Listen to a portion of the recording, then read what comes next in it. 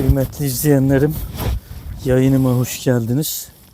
Bir paylaşımla daha sizlerle birlikteyiz.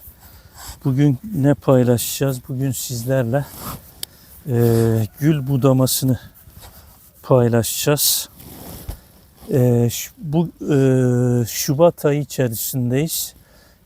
Bizim bölge için don tehlikesi artık ortadan kalktı gözüküyor. Tabi havaları bilemeyiz, Allah'ın işini, ama bir aylık hava durumuna baktığımız zaman don gözükmüyor. Dolayısıyla budama işlemleri başladı. Bugün de sizlerle gül budamayı paylaşacağız. Tabi nelere dikkat edeceğiz gül budaması için? Tabi soğuk bölgelerimiz, Doğu Anadolu gibi, İç Anadolu gibi bölgelerimizde, yani iç kesimlerinde Türkiye'nin budama işlemlerini yani Mart ayı gibi yapmak lazım. Yani hava durumunu takip ederek don olaylarının olmayacağı günlerde yapmak lazım. Bir de budama işlemlerini ben genelde ay takvimine göre yapıyorum. Yani ayın eskisine denk getirmeye çalışıyorum. Gerçi bugün Recep ayının biri, yani yeni ay başladı. Yani ay takvimine göre bugün ayın biri.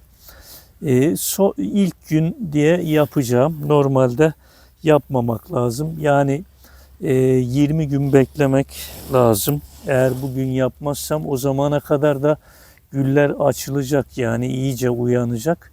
Onun için ben budamayı yapmak istiyorum. Peki budama yapacağız. Öncelikle bütün ağaçlarda geçerli bir yöntem var. Nedir o yöntem? Yani ağacın orta kısmını ya da gülün boş bırakarak bitkilerimizin, ağaçlarımızın güneş ve hava almasını sağlamak lazım. Yani şöyle taç şekline getirmemiz lazım budamalarımızı, yani ağaçlarımızı, güllerimizi, neyse çiçeklerimizi. Ya bu mantığı bütün ağaçlar için düşünebiliriz. Malzeme olarak elimizde neyimiz var? Bir tane testeremiz var. Bir tane makasımız var. Yani bunları dezenfekte etmekte yarar var. Dezenfektan kullanılabilir. Ya da çamaşır suyu, bir miktar suyun içine çamaşır suyu damlatarak, koyaraktan bunları dezenfekte edebiliriz. Bunları ağaç değişiminde, bitki değişiminde yapmakta fayda var. Şimdi örnek bir tane gülümüzde örnek bir budama yapalım. Tabi eldiven giymek lazım. Gülün biliyorsunuz dikenleri var. Yani dikeni olmasa da eldiven kullanmak lazım. Yani elimiz zarar görebilir, kirlenebilir aşırı bir şekilde. Onun için eldiven de kullanmakta fayda var. Şimdi örnek budamamıza geçelim. Evet, bu da o tarafa gidiyor. Oradan gelen bir dal var. Evet, şunu bir alalım.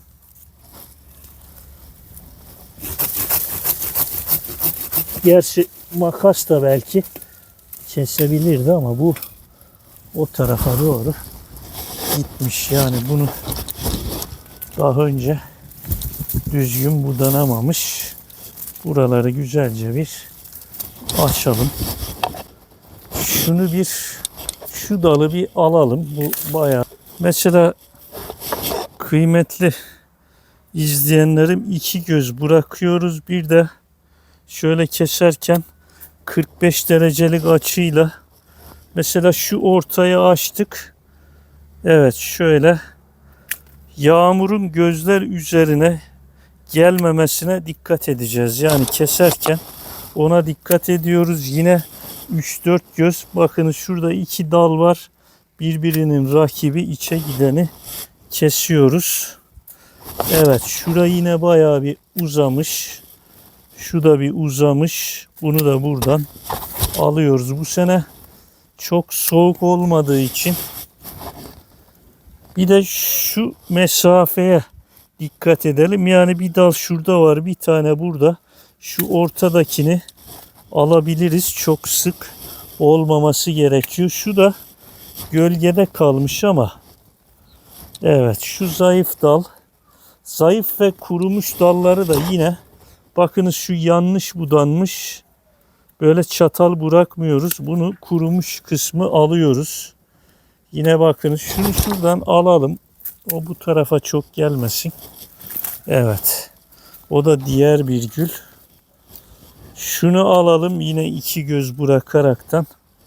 Evet, şuradan iki göz bırakaraktan bunları keselim. Evet, şunun içi boşalmış, dolu olması gerekiyor. Onu kökten kestik. Şu da asma gülü galiba, ta buralara kadar gelmiş. Evet, şunlara yine bakınız, şu ortayı alalım. Şunu alalım. Evet, şurada da şöyle şu içe doğru gidenleri keselim. Şu kurumuş, bunu keselim. Evet, şunları bir şöyle alalım. Tabii devam edeceğiz. Mantığımız neydi? Mantığımız şunu alalım. Evet, şunu şuradan alalım. Evet, iki göz 45 derecelik açıyla inşallah bunu da keselim. Evet, şu dalımız bakınız içe doğru gidiyor. Bunu da buradan alıyoruz. Evet, onu da aldık. Şunları alalım. Gölgede kalacak. Şu da gölgede. Evet, şu da kurumuş. Şu da içte kalıyor. Şunda bir göz. Bunda iki göz. Evet. Evet, şu da yanlış kesilmiş. Onu da düzeltelim.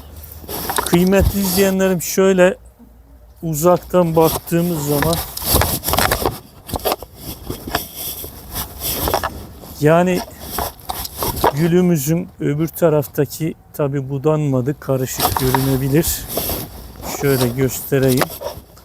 Yani açıldığını görüyoruz. Tabi ortasını tam açmadık ama şuralardan böyle hava alır. Yine şuralar açık. Buralardan hava alır.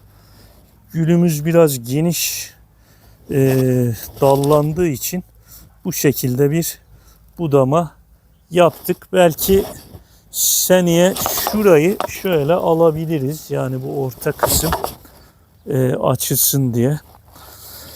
Evet, şimdi bakır sülfatla kalın dalları biraz sulandırıp sürebilirsiniz. Tabi bana çok mantıklı gelmiyor işin açığı. Ya bu kadar budamada yani onunla kim uğraşacak? Çok mantıklı gelmiyor ama insanlar yapıyor. Bilemiyorum, ben de size söylemiş olayım. Evet, gül budama da bu şekilde. Bir paylaşımı daha burada noktalarken yorum, soru, öneri ve görüşlerinizi bekliyorum. Belki yanlış bildiğim noktalar olabilir. Tabii herkesin bir tarzı vardır. Siz nasıl buluyorsunuz? Bizimle paylaşırsanız, yorumlar kısmına yazarsanız sevinirim. Çünkü bilgi paylaşıldıkça çoğalır. Evet. Bu paylaşımı da burada noktalıyorum. Bir sonraki paylaşımda görüşmek üzere. Hoşça kalın.